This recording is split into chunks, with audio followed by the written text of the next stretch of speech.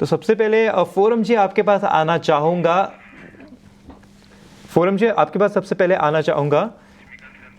ठीक है, सबसे पहले लक्ष्मीकांत आपके पास आना चाहूँगा। फोरम जी हमारे साथ जुड़ी नहीं है। लक्ष्मीकांत जी, आप बताइए, इस मार्केट में निफ्टी ऑलमोस्ट फ्लैट नज़र आ रहा है, मिड कैप स्मॉल कैप में अच्छी खरीदारी दिख रही है, तो इस बाजार में आपकी क्या रिकमेंडेशन है? जैसा कि अभी हमने डिस्कस किया था कि जो इंडेक्स है वो अपने 200 डीएमए सपोर्ट लेवल के पास ट्रेड कर रहा है। बट ओवरऑल ट्रेंड अभी भी बेरिश ही नजर आ रहा है, तो एक शॉर्ट टर्म रिबाउंड एक्सपेक्ट किया जा सकता है। इसलिए जो आज के जो मेरे ट्रेड हैं वो लॉन्ग और शॉर्ट दोनों साइड के मैंने रखे हुए हैं। सबसे पहले मैं शॉर्ट में कॉल देना चाहूंगा सिप्ला का। फार्मा इंडेक्स में हमें एक डिसेंडिंग ट्रायंगल का ब्रेकडाउन देखने को मिला था, और उसका जो करेक्शन है वो हम कई सारे फार्मा स्टॉक्स में भी नजर आ रहा है। जो आज का मेरा फार्मा स्पेस से जो स्टॉक है वो सिप्ला का है। यहाँ पर 11 नवंबर को एक बेरिश एनगल्फिंग पैटर्न बना था, उसके बाद हमें स्ट्रेट डिक्लाइन देखने को मिला था सिप्ला में। आज सिप्ला 200 डीएमए के नीचे सस्टेन कर रहा है, तो मुझे लगता है कि इसमें करेक्शन आने वाले समय में बढ़ सकता है। तो करंट लेवल्स पे हम इसको जो नवंबर फ्यूचर कॉन्ट्रैक्ट से शॉर्ट कर सकते हैं। इसमें जो एक्सपेक्टेड टारगेट नजर आ रहे हैं वो आ रहे हैं 1420 के, और इसमें जो हमें स्टॉप लॉस रखना है वो रखना है 1540 का। दूसरा जो स्टॉक है वो बाइंग के लिए है, वो है जोमेटो। यहाँ पर मुझे एक फॉलिंग ट्रेंड लाइन का ब्रेकआउट आज देखने को मिल रहा है, और पिछले 2 से 3 दिनों में हमें इसमें अच्छा खासा कंसोलिडेशन देखने को मिला है। मार्केट 2 दिनों में 600 पॉइंट का फॉल भी हमने देखा, बट स्टिल जोमेटो ने में जो स्ट्रेंथ है अभी तक बरकरार है। तो मुझे लगता है कि जोमेटो में हमें अच्छा खासा अपसाइड का मोमेंटम आने वाले समय में दिखाई दे सकता है। इसमें जो हमें टारगेट रखने हैं वो रखने हैं 285 के, और जो स्टॉप लॉस मेंटेन करना है वो रखना है 244 का। बिल्कुल, तो यहाँ पे दो तरफा ट्रेड लक्ष्मीकांत जी की तरफ से, सिप्ला पर शॉर्ट तो जोमेटो पर लॉन्ग। इसी के साथ अमोल जी आप ही बता दीजिए कि आपकी क्या रिकमेंडेशन है आज के लिए? ये दोनों बाइंग साइड पे ही है। द रीजन बिहाइंड दैट कि मार्केट वीक जरूर है, बट रिस्क टू रिवॉर्ड के हिसाब से यहाँ पे जाके शॉर्ट करना थोड़ा सा रिस्की लग रहा है। सो मैं लेवल्स जहाँ पे करेक्शन पूरा खत्म होता हुआ दिख रहा है वहीं पे फोकस कर रहा था। मुझे एक एलटीएफ अच्छा लग रहा है at current level positional point of view से। 138 के आसपास मैंने पिक किया था। अगर टेक्निकल बाउंस बैक भी आता है तो ये स्टॉक 150 की तरफ जाता हुआ देखने को मिल सकता है। 134.5 उसका स्टॉप लॉस रहेगा। दूसरा मैं कॉन्कॉर के साथ जाना चाहूंगा। 790 के आसपास मैंने पिक किया था। ये भी पोजिशनल पॉइंट ऑफ व्यू से शायद एक आध 2 दिन ले सकता है स्टॉक, कंसोलिडेट हो सकता है। 850 तक के टारगेट्स निकल के आ रहे हैं, और 770 उसका स्टॉप लॉस है। बड़ा करेक्शन हुआ है स्टॉक में, आई थिंक रिवर्सल के लिए ड्यू है। मार्केट में अगर बाउंस बैक होता है तो ये स्टॉक कंट्रीब्यूट करने के चांसेस फिलहाल तो चार्ट्स पे दिख के आ रहे हैं।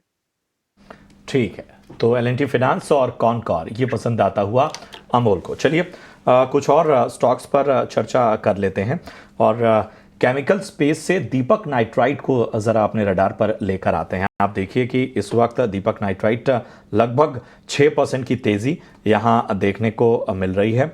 अगर हम पिछले एक हफ्ते में देखें तो जाहिर सी बात है कि बहुत उतार चढ़ाव इसने देखा, लेकिन आज जो है, आज की तेज़ी जाहिर सी बात है ध्यान आकर्षित करती हुई।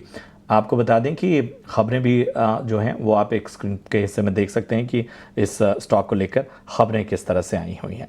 इन सब के बीच में ज़रा हम तमाम और स्टॉक्स को भी अपनी चर्चा में ले आते हैं, और ज़रा ख़ास तौर पे जियो फाइनेंस को भी रडार पर ले आते हैं।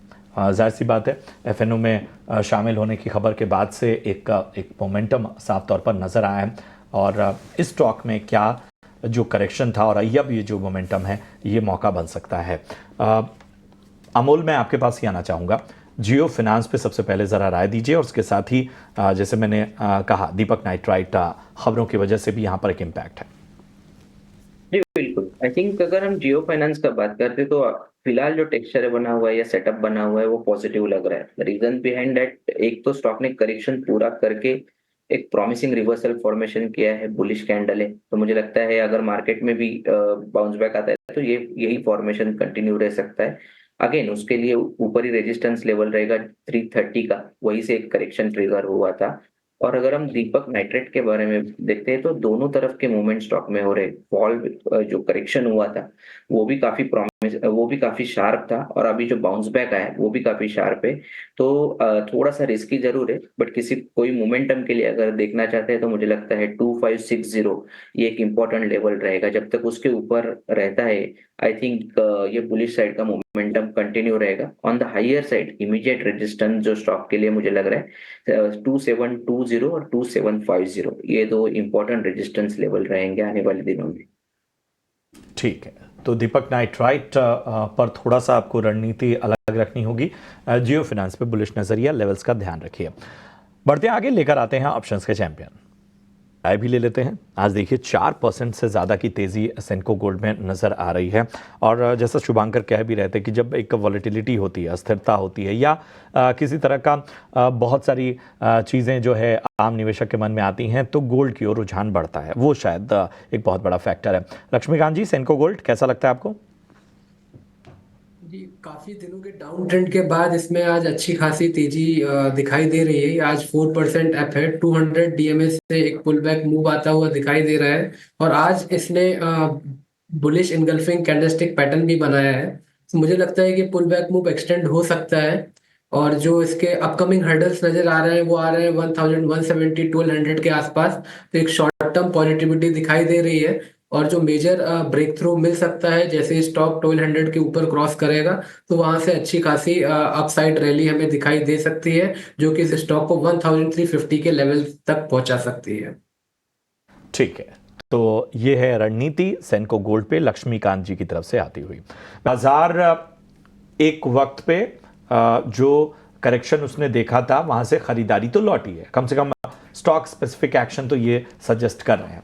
अब जाहिर सी बात है इंडेक्स में एक कंफ्यूजन आम निवेशक के मन में बरकरार है, क्योंकि बाजार एक वक्त पे चल रहा है लेकिन उसके बाद ऊपरी स्तरों से हल्का भी हो रहा है। तो बताइए क्या रणनीति लेकर चला जाए, और जाहिर सी बात है कि अब जो है आज आखिरी कारोबारी दिन होगा इस वीक का, और अब अगले हफ्ते के नजरिए से भी चीजें थोड़ा समझनी होंगी।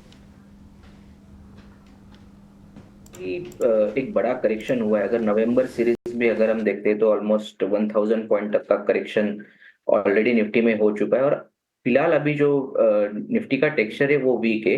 बट इंटरेस्टिंग पार्ट ये है कि निफ्टी अभी 200 डे सिंपल मूविंग एवरेज के आसपास ट्रेड हो रहा है, और ऑलरेडी ओवरसोल्ड है डेली और इंट्राडे चार्ट्स पे। तो एक पुलबैक फॉर्मेशन के लिए ड्यू है, पुलबैक के लिए ड्यू है। मुझे लगता है 23,600 एक इंपॉर्टेंट लेवल रहेगा ट्रेडर्स के लिए। अगर वो क्रॉस कर देता है तो एक टेक्निकल बाउंस बैक मार्केट में आ सकता है। वो काफी ओवरसोल्ड है, बट वेट करेंगे 23,600 के ऊपर तेजी और बढ़ते हुए, या पुल बैक का जो एक्सटेंशन है वो बढ़ता हुआ दिख सकता है। On the higher side minimum जो लग रहा है कि वी शेप रिकवरी भी आती है, क्विक पुल बैक भी आता है, तो भी 23,800 इवन 23,850 तक के लेवल निकल के आ रहे हैं। ऑन द फ्लिप साइड मुझे लगता है आज का डे लो एक इंपॉर्टेंट लेवल का काम करेगा, या 23,450 भी हम बोल सकते हैं। वो अगर सस्टेन होता है तो मार्केट में आई थिंक पुल बैक का टेक्सचर जो बना हुआ है वो कंटिन्यू रहने के चांसेस फिलहाल तो चार्ट्स पे दिख के आ रहे हैं। बिल्कुल, निफ्टी में 23,450 का एक अच्छा लेवल है। आज का लो भी इसके आसपास का था, तो जब तक अगर इसे होल्ड कर सके तो एक अच्छा पुल बैक आ सकता है कमिंग सेशन में। अभी भी निफ्टी 200 डीएमए पर ही थमा हुआ है, तो यहाँ पे अच्छे होप्स रखे जाते हैं इतनी बड़ी गिरावट के बाद। तो चलिए